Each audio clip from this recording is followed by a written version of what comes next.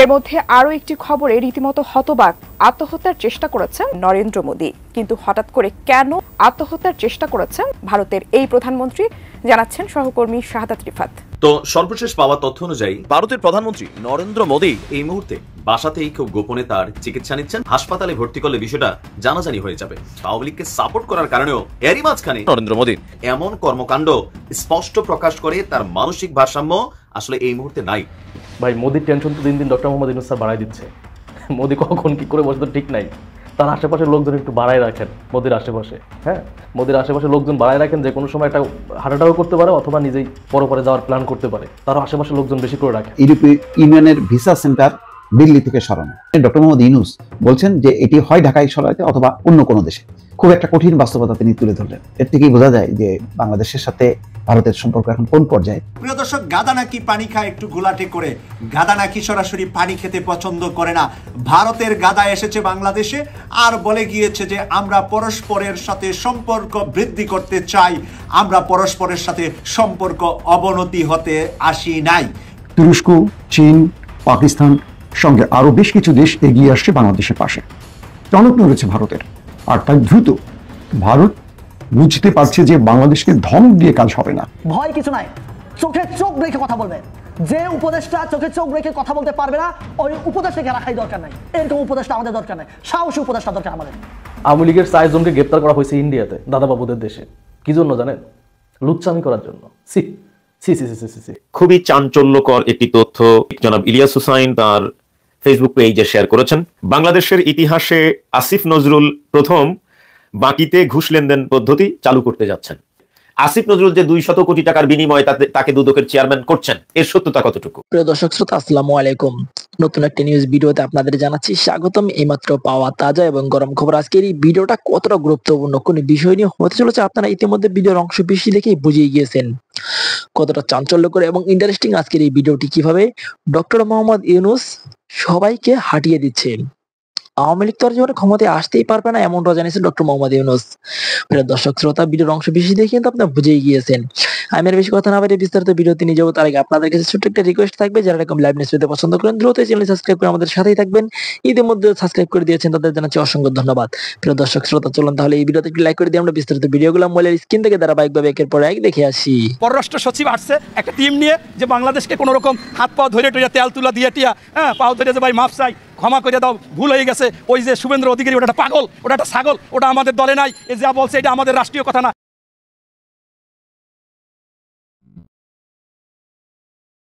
ময়ূক রঞ্জন থেকে দৌড় দেয়, লাভ দেয়, উন্মতের মতো মনে হয় যেন পাগলা কুকুরে কামড়াইছে, জলতঙ্ক রোগ হয়েছে, নতুবা মনে করেন গাঁজা হিরোইন মেয়াতুর জন্য খাইছে, খাইয়ে দৌড় দেয় এবং দৌড় দিয়ে বলে কি চিটাগাং নেবে, চিটাগাং নাকি ওর বাপ দাদার সম্পদ নিতে হইবে। আরে ভাই, আমরা এতদিন শুনছি এই শেখ হাসিনা বলছে যে ভারতের সাথে স্বামী স্ত্রীর সম্পর্ক। তা স্বামী স্ত্রী মানে কি? তাইলে ওনার বউ, এই বউর জন্য কি আপনি যৌতুক নেবেন? যৌতুক নিলে আপনি পাগল ছাগল তো জানেন যে শেখ হাসিনার সাথে তো আনুষ্ঠানিক বিয়ে হয় না। শেখ হাসিনা তো পালিয়ে গিয়েছে, পালিয়ে গেলে তারা আবার যৌতুক দেয় কেমন? সেই যৌতুক কি সম্ভব?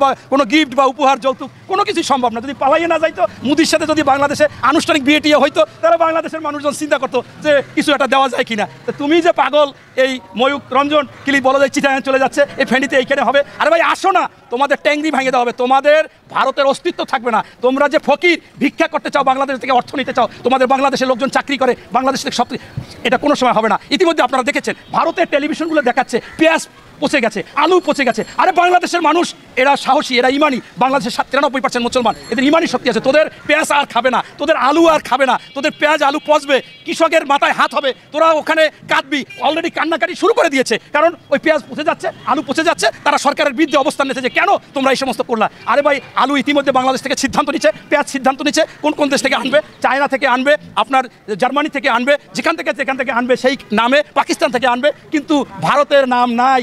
ভারতের পররাষ্ট্র সচিবের বক্তব্যকে যদি বলি যে ভারতের পক্ষ থেকে একটি মধুর বক্তব্য, ভারতে অবস্থান করে ভারতের সম্মতিতে শেখ হাসিনা বিষ ছড়াচ্ছেন বাংলাদেশের আকাশে বাতাসে, যেখানে বাংলাদেশের মানুষ আছেন সেখানে। এখন প্রশ্ন হচ্ছে, ভারতের পক্ষ থেকে মধুর বাণী যে সম্পর্ক উন্নয়ন করতে চায়, পূর্বের মতোই উন্নয়ন করতে চায়, তারা উদ্বিগ্ন যে জায়গাটিতে সংখ্যালঘুদের নিরাপত্তা, সংখ্যালঘুদের বাড়িঘরে হামলার জায়গাটিতে, সেটা বাংলাদেশের পক্ষ থেকে আশ্বস্ত করা হয়েছে এবং বাস্তবে সংখ্যালঘুরা এখন আর আক্রান্ত হচ্ছেন না, বাস্তবে সংখ্যালঘুদের বাড়িঘরে এখন আর আগুন দেওয়া হচ্ছে না। ভারতের গণমাধ্যমের বক্তব্য আর শেখ হাসিনার বক্তব্য, ভারতের গণমাধ্যম একই রকমভাবে বিষ মিশ্রিত তীর নিক্ষেপ করছে বাংলাদেশের দিকে। এখন শেখ হাসিনার বিষ মিশ্রিত তীর, ভারতের গণমাধ্যমের বিষ মিশ্রিত তীর, অসত্য, মিথ্যা, প্রোপাগান্ডা, সেরকম একটা জায়গাতে ভারতের পররাষ্ট্র সচিব যে কথা বলছেন সেই কথা অনুযায়ী বাংলাদেশের সঙ্গে যদি তার সম্পর্কের উন্নয়নটি হয় বা উন্নয়নটি হওয়া দরকার, সেটা আসলে এই দুই জায়গা থেকে বিষ ছড়ানোর পরিপ্রেক্ষিতে সেটা সম্ভব কি না। ভারত বাংলাদেশ সম্পর্কের ক্ষেত্রে এটা এখন সবচেয়ে গুরুত্বপূর্ণ বিষয়। কারণ বাংলা ভাষাভাষী যত মানুষ আছেন পৃথিবীর সারা পৃথিবীতে ছড়িয়ে আছেন, পশ্চিমবঙ্গের মানুষ, বাংলাদেশের মানুষ, বাংলা ভাষাভাষী যত রাজনীতিবিদ আছেন, পশ্চিমবঙ্গের রাজনীতিবিদ, বাংলাদেশের রাজনীতিবিদ, এর মধ্যে যদি মানে মানুষের অন্তরকে একেবারে জ্বালাও পোড়াও করে দেয় একটি বক্তব্য বা একটি কথা, এরকম একজন মানুষের তালিকা করা হয়, তাহলে সেই তালিকায় কোনো প্রতিদ্বন্দ্বিতা ছাড়া শেখ হাসিনার নাম থাকবে 1 নম্বরে। বাংলাদেশে গণ আন্দোলনের মুখে পালিয়ে ভারতে আশ্রয় নেয়া শেখ হাসিনা হচ্ছেন ওই জায়গাতে 1 নম্বর অবস্থানে। সেরকম একজন মানুষকে ভারত রাজনৈতিকভাবে আশ্রয় দিয়েছেন। কেন আশ্রয় দিয়েছেন? তিনি ভারতের বন্ধু, ভারতের স্বার্থ দেখেছেন 16 বছর ক্ষমতায় থেকে। কারণ ভারতের কূটনীতিকরা বলেছেন যে এরকম একজন বন্ধুকে যদি আশ্রয় দেওয়া না যায় তাহলে পরবর্তীতে ভারতকে আর কেউ বিশ্বাস করবে না বা ভারতের পক্ষ হয়ে কেউ আর কাজ করবে না। ভারতের এই দাবিটি বা ভারতের এই জায়গাটি আমি খুব সমালোচনার চোখে দেখি না। বাংলাদেশের মানুষ ফ্যাসিস্ট শেখ হাসিনার বিরুদ্ধে আন্দোলন করেছে। শেখ হাসিনা 1000 মানুষ হত্যা করে তার দল বল নিয়ে, লোকজন নিয়ে পালিয়ে গেছে, পালিয়ে ভারতে আশ্রয় নিয়েছে। বাংলাদেশের সঙ্গে ভারতের বন্দি বিনিময় চুক্তি আছে। বাংলাদেশ তার বিচার প্রক্রিয়া সম্পন্ন করে, শেখ হাসিনার বিচার প্রক্রিয়া সম্পন্ন করে তার কাছে, ভারতের কাছে ফেরত চাইবে, এটা সরকারের পক্ষ থেকে বারবার বলা হচ্ছে। কিন্তু প্রশ্নটি যেটা যে জায়গাটাতে হচ্ছে যে শেখ হাসিনা বাংলাদেশের জনমানুষকে হত্যা করে, বাংলাদেশের অর্থনীতি লুটপাট করে, তার পুরো দল বল নিয়ে, তার মন্ত্রী পরিষদ, তার এমপি, পুরো দল বল নিয়ে সে পালিয়ে গেছে। কেউ লন্ডনে চলে গেছে তার দলবল, কেউ অধিকাংশ ভারতে চলে গেছে তার দলবল। এখন সেখানে এরকম একজন মানুষ পালিয়ে থেকে বাংলাদেশের বিরুদ্ধে তৎপরতা চালাচ্ছে এবং ভারত সেটাতে সম্মতি দিচ্ছে। বিশেষ করে গতকালকে তিনি লন্ডন আওয়ামী লীগের সঙ্গে কথা বলেছেন টেলিফোনে, তিনি জাপান আওয়ামী লীগের সঙ্গে কথা বলেছেন টেলিফোনে, এবং সেই লন্ডন আওয়ামী লীগের কথা যেটা শোনা যায় তার প্রতিটা কথায় বিষ, মানে ওই কথার কানের পাশ দিয়ে গেলে কান পুড়ে যাবে এরকম বিষ। একদিকে পররাষ্ট্র সচিবের, ভারতের পররাষ্ট্র সচিবের উদার বক্তব্য, বাংলাদেশের সম্পর্কে, বাংলাদেশের সঙ্গে সম্পর্ক উন্নয়নের চেষ্টা, নিঃসন্দেহে চেষ্টা ওই সম্পর্ক উন্নয়ন করতে চান। তাহলে সম্পর্ক উন্নয়ন করতে না চাইলে তাহলে তিনি তার দল নিয়ে বাংলাদেশে আসবেন কেন? এটা তো বাতিলও করে দিতে পারত। অর্থাৎ বাংলাদেশ ভারত উভয় দেশের স্বার্থে সম্পর্কটা উন্নয়ন করা দরকার। কিন্তু সেই সম্পর্ক উন্নয়নের জায়গাতে হাসিনার 20 বর্ষণ যদি অব্যাহত থাকে, ভারতীয় গণমাধ্যমের মিথ্যা প্রোপাগান্ডামূলক 20 বর্ষণ যদি অব্যাহত থাকে, তাহলে কি এই সম্পর্কটা স্বাভাবিক জায়গায় নেওয়া যাবে, নেওয়া সম্ভব? এই প্রশ্নের উত্তর ভারতকেই খুঁজে বের করতে হবে। একথা স্বীকার করতে হবে যে বাংলাদেশে সংখ্যালঘু নির্যাতনের যে কাল্পনিক গল্প ভারতীয় গণমাধ্যম প্রচার করছে এবং এর দ্বারা ভারতের সাধারণ জনগণ এবং ভারতের রাজনীতিবিদদের একটা বড় অংশ প্রভাবিত হচ্ছে। বিজেপির মতো বড় রাজনৈতিক দলও প্রভাবিত হচ্ছে, বিজেপি নেতারা প্রভাবিত হচ্ছে।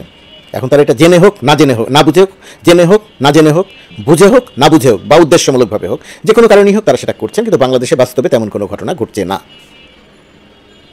সংখ্যালঘুরা ভয়ে থাকতে পারে, কিন্তু তাদের উপরে আক্রমণ হচ্ছে, হামলা হচ্ছে, ভাঙচুর হচ্ছে, এই কথা মোটেই সত্যি নয়। হয়েছে, সেটা আমি গতকালকে ভিডিওতেও বলেছি, সেটা এখন বন্ধ আছে। তো এরকম একটা জায়গাতে ভারতকে যদি সম্পর্ক সত্যিই বাংলাদেশের সঙ্গে উন্নয়ন করতে হয়, বাংলাদেশকে যদি আস্থায় নিতে হয়, তাহলে অবশ্যই বাংলাদেশ বিরোধী তৎপরতা বন্ধ করতে হবে। তার মধ্যে প্রধানতম তৎপরতা হচ্ছে শেখ হাসিনার 20 বর্ষণ এবং ভারতীয় গণমাধ্যমের 20 বর্ষণ। খুবই চাঞ্চল্যকর একটি তথ্য আমাদের মাজলুম সাংবাদিক জনাব ইলিয়াস হুসাইন তার ফেসবুক পেজে শেয়ার করেছেন, এবং একই নিউজ জুলকারনাইন শাহের ভাইও তার পেজে আপলোড করেছেন। বাংলাদেশের ইতিহাসে আসিফ নজরুল প্রথম বাকিতে ঘুষ লেনদেন পদ্ধতি চালু করতে যাচ্ছেন। বাকিতে 200 কোটি টাকার ঘুষ লেনদেনের চুক্তিতে দুর্নীতিবাজ এক কর্মকর্তাকে দুদকের চেয়ারম্যান বানাচ্ছেন। আসিফ নজরুল গতকাল মোমেন স্বরাষ্ট্র মন্ত্রণালয় থেকে পদত্যাগ করেছেন ধারণা করা হচ্ছে। আমি দুঃখিত, বাকিতে 200 কোটি টাকার ঘুষ লেনদেনের চুক্তিতে দুর্নীতিবাজ এক কর্মকর্তাকে দুদকের চেয়ারম্যান বানাচ্ছেন আসিফ নজরুল। প্রথম প্রশ্ন হলো যে আসিফ নজরুল যে 200 কোটি টাকার বিনিময়ে তাকে দুদকের চেয়ারম্যান করছেন, এর সত্যতা কতটুকু? কথা হলো 2 জন সাংবাদিক একই বিষয়ে পোস্ট করেছেন। তো এখানে আমি বিশ্বাস করতে চাই যে টাকা পয়সার লেনদেন হয়নি। আসিফ নজরুল একজন ভালো মানুষ, আসিফ নজরুল সারা জীবন দুর্নীতির বিরুদ্ধে কথা বলেছেন, অনিয়মের বিরুদ্ধে কথা বলেছেন, সুতরাং এই কাজ তিনি করতে পারেন না, এটা আমরা বিশ্বাস করতে চাই। কিন্তু প্রশ্ন হলো যে উনি ধরে নিলাম যে 200 কোটি টাকার ঘুষ লেনদেন করেন নাই, কিন্তু এমন একজন দুর্নীতিবাজ যিনি রাষ্ট্রের পরতে পরতে যখনই যে পদে বসেছেন সেখানেই তিনি লুটপাট করেছেন, সেখানেই তিনি দুর্নীতি করেছেন। প্রশ্ন হলো যে এই লোকটা 5ই আগস্টে আমাদের বিপ্লবের পর থেকে আজ পর্যন্ত এখনো কেন সচিব পদে ছিলেন? তাকে কেন মানে সরকার গঠনের পর থেকেই তাকে ছাঁটাই করা হয়নি এবং তার বিরুদ্ধে দুদকে মামলা করা হয়নি? কেন তাকে গ্রেফতার করা হয় নাই? তাকে ছাঁটাই তো করা হয়নি, বরং উল্টা এখন তাকে পদোন্নতি দিয়ে দুদকের চেয়ারম্যান করা হচ্ছে, অথচ দুদকের নাম হচ্ছে দুর্নীতি দমন কমিশন। তো যে দুর্নীতি দমন কমিশনের চেয়ারম্যান নিজেই দুর্নীতিবাজ, তিনি আবার দুর্নীতি দমন কিভাবে করবেন? তিনি তো দুর্নীতি লালন করবেন। আমি আপনাদের নিশ্চয়ই মনে আছে যে আমি কখনো দুদককে দুদক বলি না, আমি দুলাক বলি, দুর্নীতি লালন কমিশন। তো যে দুর্নীতি লালন কমিশন এতদিন ছিল, এটাকে আমরা দুর্নীতি দমন কমিশনে রূপান্তরিত করতে চাই। কিন্তু প্রশ্ন হলো যে দুলাক আমরা দুদকে পরিণত করতে চাই, সেই দুলাক যদি দুলাকই থাকে, তাহলে এই এত মানুষের জীবনের বিনিময়ে আমরা স্বৈরাচারকে হটালাম কেন? আমরা অনিয়ম, দুর্নীতি, বৈষম্যের বিরুদ্ধে 1.5 যুগ ধরে কথা বলে আসছি। তো সেই একই অনিয়ম এবং দুর্নীতি যদি এখনো চলতে থাকে, তাহলে এত মানুষের জীবনের বিনিময়ে স্বৈরাচার হাসিনাকে হটানোর কি দরকার ছিল? আমাকে বলেন। আমি বিশ্বাস করতে চাই যে কোনো টাকা পয়সার লেনদেন হয়নি, কিন্তু কথা হলো বাংলাদেশে কি সৎ মানুষের অভাব? বিচারক মোতাহের হোসেন, আপনারা সকলেই তাকে চিনেন। তিনি সঠিক রায় দেওয়ার কারণে, সঠিকভাবে বিচার করার কারণে তিনি দেশে থাকতে পারেননি। এই ভদ্রলোকের একটা স্বপ্ন ছিল দেশের জন্য কাজ করা সততার সাথে, কিন্তু সেটি স্বৈরাচার হাসিনা করতে দেয়নি। তো এখন স্বৈরাচার হাসিনাকে সরানো হয়েছে, স্বৈরাচার হাসিনা তার জীবন শেষ করে দিয়েছে। তো এই মুহূর্তে এমন একজন সৎ বিচারক যিনি সারা জীবন সততার স্বাক্ষর রেখেছেন, এই ব্যক্তিকে তো বসানো যায়। তিনি, তাকে কি আসিফ নজরুল চিনেন না? আর এই দুর্নীতিবাজকে কি আসিফ নজরুল চিনেন না? অবশ্যই চিনেন। আসিফ নজরুল টকশোতে যত কথা বলেছেন, যত তথ্য উপাত্তের মাধ্যমে কথাবার্তা বলেছেন, এইরকম লোকের সংখ্যা বাংলাদেশে হাতে গোনা কয়েকজন। বরং আসিফ নজরুলের সবচেয়ে ভালো জানার কথা যে এই লোকটা দুর্নীতিবাজ, অথচ গত 4 মাস এই লোকটাকে এখনো সচিব পদে রেখে দেওয়া হয়েছিল। সাম্প্রতিক সময়ে তাকে মানে পদত্যাগ করতে বলা হয়েছে, তিনি পদত্যাগ করেছেন। ধারণা করা হচ্ছে যে তাকে দুদকের চেয়ারম্যান করার জন্যই তাকে সরানো হয়েছে, তাকে কিন্তু ছাঁটাই করা হয় নাই। তো আমি জানি না আসলে রাষ্ট্র কিভাবে চলছে এবং আমাদের জন্য আবার আরেক স্বৈরাচার অপেক্ষা করছে কিনা। আমরা এক স্বৈরাচারকে হটিয়েছি, আমাদের জন্য আবার আরেক স্বৈরাচার অপেক্ষা করছে কিনা আমার খুব সন্দেহ হচ্ছে। কারণ আমরা বারবার বলছি যে প্রশাসন ঠিক করেন, আপনারা সংস্কারের কাজে হাত দিয়েছেন। সংস্কার মানে শুধু এই না যে আপনি সংবিধান সংশোধন করবেন, সংস্কারের অর্থ শুধু এইটা না যে আপনি সংবিধান সংশোধন করবেন, সংবিধান পরিবর্তন করবেন, পরিবর্ধন করবেন, সংযোজন করবেন, বিয়োজন করবেন। এইটা শুধু সংস্কার না। সংস্কারের মূল কাজ হচ্ছে স্বৈরাচার হাসিনার নিয়োগ দেওয়া প্রশাসনে যত কর্মকর্তা আছে, কর্মচারী আছে, সবাইকে ছাঁটাই করতে হবে। এইটা হলো নাম্বার 1 সংস্কার। সেটা পুলিশে হোক, সেটা র্যাবে হোক, সেটা বিজিবিতে হোক, সেটা আর্মিতে হোক, সেটা ব্যুরোক্রেসিতে হোক, বা অন্যান্য যত প্রশাসনিক ডিপার্টমেন্ট আছে, সব জায়গায় শেখ হাসিনার আমলে নিয়োগ পাওয়া যত সরকারি আমলা আছে তাদের সবাইকে ছাঁটাই করাই হচ্ছে প্রথম সংস্কার। কিন্তু এই সংস্কারটাই আজকে 4 মাস গত হয়ে গেল, এখন পর্যন্ত এই অন্তর্বর্তীকালীন সরকার করতে পারলো না। এটাই হচ্ছে আমাদের জন্য সবচেয়ে দুঃখের সংবাদ। আর এটা করতে পারে নাই বলেই এই যে লবিস্টের মাধ্যমে হোক, হ্যাঁ, তেল মারার মাধ্যমে হোক, উৎকোচের মাধ্যমে হোক, ঘুষের মাধ্যমে হোক, আত্মীয়তার পরিচয়ে হোক, বন্ধুত্বের পরিচয়ে হোক, এই দুর্নীতিবাজরাই ঘুরে ফিরে বড় বড় পদে যাচ্ছে। অথচ দুর্নীতির বিরুদ্ধেই ছিল আমাদের সংগ্রাম, অনিয়মের বিরুদ্ধেই ছিল আমাদের সংগ্রাম। অথচ গত 4 মাস পার হলেও এখনো বাংলাদেশের পরতে পরতে, বাংলাদেশের রন্ধ্রে রন্ধ্রে সব জায়গায় প্রশাসনের বড় বড় কর্মকর্তা পদে সেই দুর্নীতিবাজরাই বসে আছে এবং তারাই রাষ্ট্র চালাচ্ছে। তারা রাষ্ট্র চালাবে না বলেই আমাদের এই সংগ্রাম ছিল, কিন্তু এখনো সেই দুর্নীতিবাজরাই, সেই চোর বাটপার, সেই লুটেরা, শেখ হাসিনা দালাল, তেলবাজ, চামচা, পাঁচাটা গুলামগুলো প্রশাসনের বড় বড় পদে এখনো বসে আছে। তারা রাষ্ট্র চালাচ্ছে আর তারাই বড় বড় পদে পদোন্নতি পাচ্ছে। কিন্তু মাঝখানে যারা নির্যাতিত, যারা নিপীড়িত, যারা রাষ্ট্রের সুযোগ সুবিধা থেকে বঞ্চিত, সততার কারণে যারা পদোন্নতি পায়নি, শেষ জীবনে পেনশনটা পর্যন্ত পাইনি, সেই মানুষগুলোকে আজকে আমরা আমাদের দেশটাকে স্বাধীন করেছি, সেই মানুষগুলোকে আজকেও বঞ্চিত করা হচ্ছে। তার মধ্যে অন্যতম হচ্ছে ইউরোপীয় ইউনিয়নের ভিসা সেন্টার দিল্লি থেকে সরানো। তার কারণ হিসেবে ডক্টর ইউনূস বলছেন যে ভারত ভিসা সীমিত করেছে, সীমিত না আসলে একেবারে নীল করে ফেলেছে। ফলে বাংলাদেশের শিক্ষার্থী সহ বহু যাদের যে সমস্ত দেশের মানে ভিসার জন্য সেন্টার ছিল দিল্লিতে, তারা দিল্লিতে যেতে পারছেন না এবং দিল্লিতে যে তারা ভিসা আবেদন জমা দেবে সেই প্রক্রিয়াটি করতে পারছে না। ফলে শিক্ষার্থীরা ভীষণভাবে ভুগছে এই সমস্যায় এবং সাধারণ পর্যটকরাও ভুগছে। বাংলাদেশে ইউরোপের কয়েকটি দেশের ভিসা সেন্টার আছে, বাংলাদেশে বাকি অধিকাংশ নাই। এই কারণে ডক্টর মোহাম্মদ ইউনূস বলছেন যে এটি হয় ঢাকায় সরাইতে অথবা অন্য কোনো দেশে, সেসব দেশে যেতে কোনো সমস্যা নেই, সেসব দেশে যে শিক্ষার্থীরা বা অন্য ভিজিটররা যে তারা ভিসা নেবে। খুব একটা কঠিন বাস্তবতা তিনি তুলে ধরলেন। এর থেকেই বোঝা যায় যে বাংলাদেশের সাথে ভারতের সম্পর্ক এখন কোন পর্যায়ে, সেটা কিন্তু মানে এই অনুরোধের মধ্য থেকে বোঝা গেল। অথচ ভারতের পররাষ্ট্র সচিব আসছেন, তিনি সংকট যাই থাকুক না কেন সম্পর্ক উন্নয়নে আশাবাদ ব্যক্ত করলেন। আর পাশাপাশি তিনি ওই যথারীতি সংখ্যালঘুদের ব্যাপারে উদ্বেগ প্রকাশ করছেন। তাদের নির্ধারিত এজেন্ডা নিয়ে তারা এসছে। আর ওই দাদা কথা সম্পর্ক উন্নয়নের প্রথম শর্ত হচ্ছে যে দুই দেশে প্রচারণা, ক্ষোভ বিক্ষোভ এগুলি নিয়ন্ত্রণ করতে হবে এবং ভিসা মানুষজনের যাতায়াত এক দেশের সাথে আরেক দেশের যাতায়াতটা সুগম করতে হবে। যে দেশের সাথে যাতায়াত সুগম না, সেই দেশের সাথে সম্পর্ক কখনো ভালো হয় না। তো সেই কাজটা বা সেই অ্যানাউন্সমেন্টটা কিন্তু ভারতীয় পররাষ্ট্র সচিব দেননি। ফলে ডক্টর ইউনূস যথাযথভাবেই অনুরোধ করেছেন মানুষের দিকে তাকিয়ে, শিক্ষার্থীদের দিকে তাকিয়ে, যে ইউরোপের বিভিন্ন দেশের যে ভিসা গুলো আছে বা কনসুলেট আছে সেটা অন্যত্র সরাতে, যাতে বাংলাদেশিরা সেখানে যে আবেদন করতে পারে। ভারতের সাথে যখন কূটনৈতিক টানাপোড়েন চলছে তখন স্বরাষ্ট্র মন্ত্রণালয়ের পক্ষ থেকে অবৈধ বিদেশিদেরকে নিয়ে একটি বিজ্ঞপ্তি দেওয়া হয়েছে। সেটাকে আমরা খুব রাইটলি ভারতের সাথে সাম্প্রতিক টানাপোড়েনের সাথে যুক্ত করেও দেখতে পারি, কারণ আমাদের দেশে অসংখ্য ভারতীয় অবৈধভাবে অবস্থান করে এবং অবৈধভাবে কাজ করে এবং সেটার সূত্রে বিরাট একটা অঙ্কের বৈদেশিক মুদ্রা বাংলাদেশ থেকে নানা ফর্মে নিয়ে যায়। এটা দীর্ঘদিন থেকে আলোচনা আছে। আগে আমি একটু বিজ্ঞপ্তিটা পড়ি, তারপর এটা নিয়ে কিছু কথা বলা দরকার। স্বরাষ্ট্র মন্ত্রণালয় বলছে অবৈধভাবে বাংলাদেশে অবস্থানকারী বিদেশি নাগরিকদের বিরুদ্ধে স্বরাষ্ট্র মন্ত্রণালয় এক সতর্কীকরণ বিজ্ঞপ্তি জারি করেছে। ওখানে বলা হয়েছে বিভিন্ন সূত্রে অভিযোগ পাওয়া যাচ্ছে যে অনেক ভিনদেশি নাগরিক অবৈধভাবে বাংলাদেশে অবস্থান করছেন এবং অবৈধভাবে বিভিন্ন প্রতিষ্ঠানে কর্মরত রয়েছেন। বিজ্ঞপ্তিতে যে সকল বিদেশি নাগরিক অবৈধভাবে বাংলাদেশে অবস্থান করছেন বা কর্মরত আছেন তাদের অবিলম্বে বাংলাদেশে অবস্থানের বা কর্মরত থাকার প্রয়োজনীয় কাগজপত্র সহ বৈধতা অর্জনের জন্য অনুরোধ করা হয়েছে। অন্যথায় তাদের বিরুদ্ধে আইনানুগ ব্যবস্থা গ্রহণ করা হবে মর্মেও বিজ্ঞপ্তিতে জানানো হয়েছে। দুটো ব্যাপার, শুধু অবৈধভাবে থাকা না, অবৈধভাবে কাজে নিযুক্ত থাকা, দুটোই এখানে ইন্ডিকেট করা হয়েছে। আমরা একটু আলোচনাটা করি। দীর্ঘদিন থেকে বাংলাদেশে এই আলোচনাটা হয়েছে। এখন সঠিক তথ্যপাত্র আমাদের কাছে আসলে নেই, কিন্তু দুটো ঘটনা ঘটে বাংলাদেশে এবং আমরা মূলত ভারতীয়দেরকে নিয়ে আলাপ করি, কারণ হলো এই সংখ্যাটাই অনেক বেশি। বেশ কিছু আফ্রিকানও অবৈধভাবে আছে সম্ভবত বাংলাদেশে, কিন্তু তারা ঠিক সেই অর্থে চাকরি বা এরকম কিছুতে ইনভলভ না। তারা বেশিরভাগই কোনো না কোনো ফর্মের অবৈধ ব্যবসার সাথে জড়িত। আর শ্রীলঙ্কানদের একটা অংশ বিশেষ করে গার্মেন্টস সেক্টরে কর্মরত আছেন। সুতরাং অ্যাজ এ হোল সব বিদেশিদের সম্পর্কে কাজটা করা দরকার।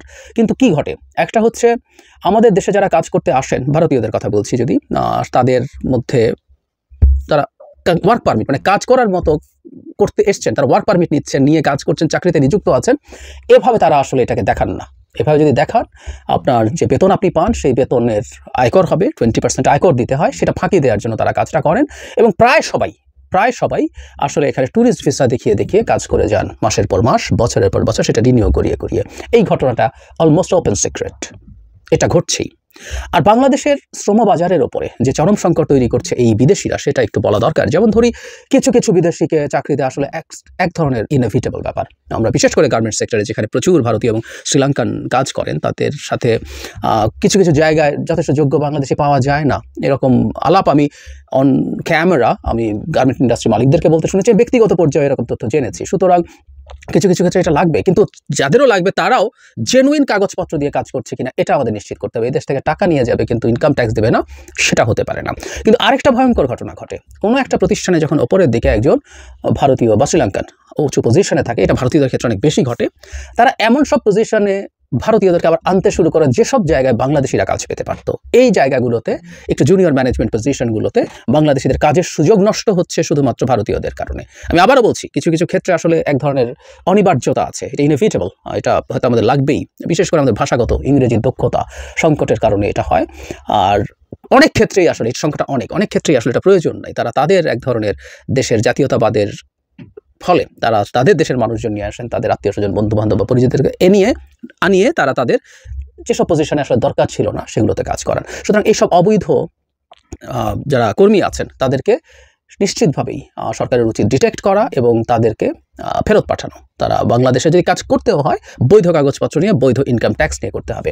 আর আমাদের দেশে যারা ইন্ডাস্ট্রি ওনার্স আছেন, এসব বিভিন্ন ক্ষেত্রে যারা ভারতীয়দেরকে এমপ্লয় করছেন, তাদেরও দিক থেকে একটা জায়গায় কঠোর হওয়া দরকার আছে। সেটা হলো সত্যিকারে প্রয়োজনীয় যে চাকরিগুলো দিতে হবে, সেটা ভারতীয় হোক, শ্রীলঙ্কান হোক, অন্য কোনো দেশের হোক, চাইনিজরাও কিছু কিছু কাজ করেন এই দেশে, তো সবাইকে সেইভাবে এমপ্লয় করতে হবে যেখানে জরুরি। যেখানে জরুরি না তারা তাদের জায়গা থেকে এটা বুঝতে হবেন, তারা কোনো ভারতীয় যদি তার অধীনে আবার ভারতীয় নিয়ে আসতে চান যেটা আসলে জরুরি না, সেই জায়গায় আসলে আমাদের ইন্ডাস্ট্রি ওনারদেরকে একটু সতর্ক হতে হবে, বরং চাপ তৈরি করতে হবে যে না, তারা সেটা করতে পারেন না। বাংলাদেশে অকল্পনীয় রকম শিক্ষিত বেকারের সংকট আছে। আমি মানি আমাদের তরুণদের ভার্সিটি থেকে বেরিয়ে এসেও অনেকেরই বা বিরাট একটা অংশের যথেষ্ট দক্ষ হয়ে তারা ওঠেন না, ঠিক আছে, কিন্তু যেসব ক্ষেত্রে অত জরুরি না সেই জায়গাগুলোতে তাদের এমপ্লয়মেন্ট হতে পারে, এই ব্যাপারে তাদের সতর্ক থাকা দরকার আছে। সুতরাং আমার সরকারের কাছে অ্যাপিল হলো একটা নীতিমালাও থাকতে হবে আসলে, শুধু যে কেউ আসলে এখানে চাকরি করতে পারবে ইভেন বৈধ কাগজ দিয়ে, সেটাও থাকা উচিত না। ওয়ার্ক পারমিট কারা পাবেন, কোন চাকরিগুলোর জন্য পাবেন, এটার একটা ডিটেইল নীতিমালা আসলে সরকারের দিক থেকে হওয়া দরকার, যাতে যে কেউ এসে এই দেশের জনগণের ভাগ্য নষ্ট করতে না পারে।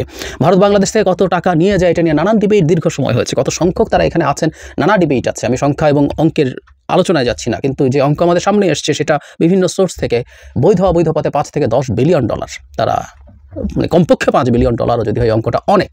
আমাদের রেমিট্যান্সের 1/4, আমাদের 1.25 কোটি বা 1.5 কোটি মানুষ বিদেশ থেকে যে টাকা পাঠায়, কয়েক লাখ ভারতীয় তার যদি 1/4 নিয়ে যায়, সেটা আমাদের মাথায় রাখতে হবে খুব সিরিয়াসলি। আর অবৈধ পথে তো নিশ্চয়ই যায়। সুতরাং সরকারকে এই জায়গাগুলোতে বার তৈরি করতে হবে এবং আমি অন্তর্বর্তী সরকারের কাছে এটা অন্তত চাইবো যে একটা নীতিমালা, বাংলাদেশে ওয়ার্ক পারমিট দেওয়ার ক্ষেত্রে কোন কোন ধরনের কাজগুলোর জন্য বিদেশিদেরকে এমপ্লয় করা যাবে, কোনগুলোর জন্য যাবে না, এবং গেলে বৈধ কাগজপত্র নিশ্চিত করতে হবে। এবং সেটা যদি নিশ্চিত করা না হয়, শুধু বিদেশি না, যে এমপ্লয়ার তাদেরকে চাকরিটা দিচ্ছেন, বাংলাদেশে যে এমপ্লয়ার বা বিদেশিও হোক, বাংলাদেশে যারা ব্যবসা করছেন সেই এমপ্লয়ারের বিরুদ্ধেও ব্যবস্থা নেওয়াটাকে বাধ্যতামূলক করা দরকার আছে। এদেরকে নীতিমালায় আনতেই হবে। আর একটু যদি ইন্ডিয়ান রেটরিকের কথা বলি, যে ভারত এই মুহূর্তে বাংলাদেশকে নানা রকম চাপ দিচ্ছে, সুতরাং সেই প্রেক্ষাপটে দাঁড়িয়ে এই ধরনের আলাপ তোলা ভারতের উপরে চাপ তৈরি করবে নিশ্চয়ই। তবে ভারতের সাথে আমাদের সম্পর্ক যতই ভালো হোক না কেন, ভারত অসাধারণ বন্ধু রাষ্ট্র হয়ে গেলেও ভারতীয়রা বাংলাদেশে যা যা করছেন এটা এই পর্যায়ে চলতে পারে না। এটা কোনোদিন ভারতের সাথে সম্পর্কের শর্ত হতে পারে না। অন্যায়ভাবে, অন্যায্যভাবে আমাদের মতো একটা দেশের মানুষের যেখানে চরম বেকারত্ব আছে, সেখানে মানুষের এমপ্লয়মেন্ট নষ্ট করে ভারতীয়রা চাকরি করবে, এটাও হবে না। ভারতকে এই বাস্তবতাটাও মেনে নিতে হবে। ভারতের যতটুকু পারে এটা শেখ হাসিনার বাংলাদেশ না, এই বাস্তবতা মাথায় রেখে তাদের ভবিষ্যতে বাংলাদেশের সাথে সম্পর্ক তৈরি করতে হবে। এতদিন ধরে তারা যা যা বেনিফিট পেয়েছে এটা তাদের বোনাস, এই বোনাস শেষ হওয়া দরকার। এই প্রস্তুতি ভারতীয়দেরকে রাখতে হবে। প্রিয় দেশবাসী, শুরু থেকে শেষ পর্যন্ত যারা এই ভিডিওটি দেখেছেন সকলকে জানাই অসংখ্য অসংখ্য ধন্যবাদ। যারা এরকম নিউজ ভিডিও পেতে পছন্দ করেন তারা অবশ্যই এই চ্যানেলটি সাবস্ক্রাইব করে পাশে থাকা বেল আইকনটি বাজিয়ে দিবেন। যারা এখন এই ভিডিওটি শেয়ার করেননি, এই ভিডিওটি দ্রুত শেয়ার করে সকলকে দেখার সুযোগ করে দিন। আজকের মতন এই পর্যন্ত, দেখা হচ্ছে পরবর্তী কোনো ভিডিও নিয়ে ইনশাল্লাহ।